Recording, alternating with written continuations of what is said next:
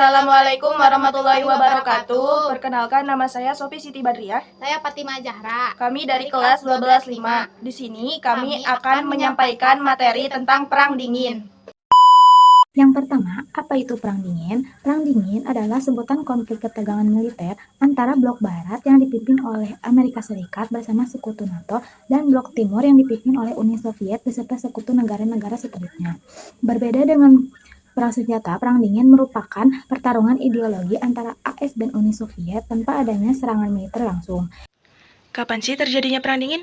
Menurut beberapa sumber, Perang Dingin terjadi setelah berakhirnya Perang Dunia Kedua, yaitu pada tahun 1945, yang ditandai dengan hubungan Amerika Serikat dan Uni Soviet yang merenggang usai bersekutu dalam blok poros.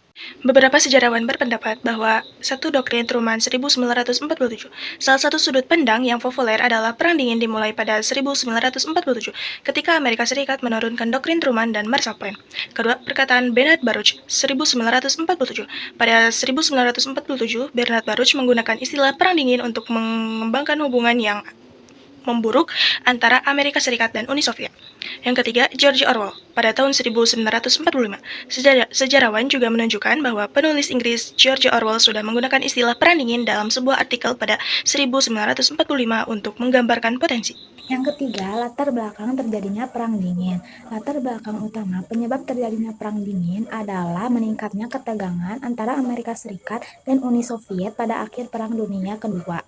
Selama Perang Dunia II, Uni Soviet di bawah pimpinan Joseph Stalin bersekutu dengan Inggris, Perancis, dan Amerika Serikat untuk melawan Nazi Jerman, Italia, dan Jepang. Aliansi sekutu ini bersatu menghancurkan rezim fasis di Eropa dan ekspansisme Jepang di Pasifik. Yang keempat, pihak-pihak yang terlibat dalam Perang Dingin. Negara yang terlibat dalam Perang Dingin terbagi menjadi dua, yaitu Blok Barat dan Blok Timur. Blok Barat terbagi menjadi beberapa negara, yaitu Amerika Serikat, Belanda, Belgia, Denmark, Inggris, Italia, Kanada, Norwegia, Luksemburg, Perancis, dan Portugal. Ada juga beberapa negara yang terlibat dari Blok Timur, yaitu satu Uni Soviet, Jerman Timur, Cekoslowakia, Hongaria, Bulgaria, Rumania, Polandia, dan Albania.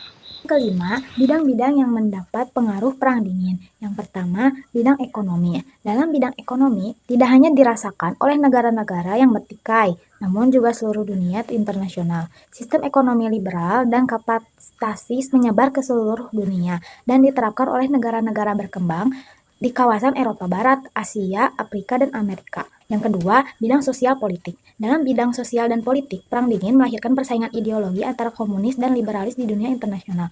Amerika Serikat dan Uni Soviet berlomba-lomba untuk memperluas kekuasaan dengan menanamkan ideologi mereka di negara berkembang. Yang ketiga, ada bidang iptek. Perang Dingin membawa dampak positif di bidang iptek atau ilmu pengetahuan teknologi dengan adanya penemuan-penemuan baru seperti komputer, internet, dan alat transformasi massa. Selain itu, perlombaan teknologi luar angkasa masa Perang Dingin juga membawa perkembangan pengetahuan astronomi bagi peradaban manusia. Yang kelima, bidang pertahanan keamanan. Dalam buku Perang Dingin 2018, karya Awe Nur Cahyo, Perang Dingin memunculkan teknik spionase atau mata-mata dalam upaya pertahanan negara. Teknik spionase masa kini digunakan oleh hampir seluruh negara di dunia untuk menjaga pertahanan dan keamanan negara termasuk Yang Indonesia. keenam, peran Indonesia pada masa Perang Dingin. 1. Pelopor pelaksana Konferensi Asia Afrika. Perang Dingin terjadi karena perbedaan ideologi antara Blok Barat dengan sistem liberalisme dan demokrasi dan Blok Timur yang menurut sosialis komunis. Yang kedua, pencetus gerakan non-blok. Ketegangan Perang Dingin antara Blok Barat dan Blok Timur ini bisa dibatasi secara perlahan dengan hadirnya gerakan non-blok. Perdana Menteri Jawaharlal Nehru dari India dan pemimpin dunia sepakat mendirikan gerakan non-blok atau yang disebut dengan GNB. Yang ketiga, pengiriman kontingen Garuda. Indonesia juga turut mengirimkan kontingen Garuda dengan misi perdamaian PBB. Tujuannya untuk melaksanakan ketertiban dunia berdasarkan kemanusiaan yang tertuang dalam pembukaan Undang-Undang Dasar 1945. Yang keempat, mendirikan ASEAN. Peran aktif bangsa Indonesia pada masa Perang Dingin adalah pembentukan organisasi ASEAN dalam rangka menciptakan kawasan Asia Tenggara yang aman, damai, dan stabil. Ketujuh, akhir dan dampak Perang Dingin. Berakhirnya Perang Dingin ditandai dengan runtuhnya Uni Soviet pada tanggal 25 Desember 1991. Uni Soviet mempunyai wilayah terbesar di dunia dan menjadi pusat aliansi negara komunis Blok Timur.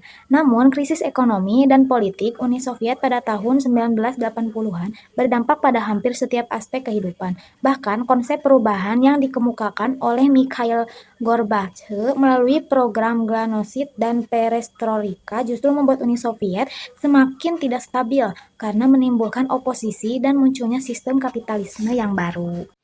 Ada beberapa dampak dari berakhirnya Perang Dingin. Satu, dalam bidang ekonomi adalah menyebarkan sistem ekonomi sosialis komunis juga diterapkan oleh negara-negara yang beraliansi dengan Blok Timur. Dua, persaingan ideologi. Dampak negatif Perang Dingin adalah persaingan ideologi yang terkadang berujung proxy war.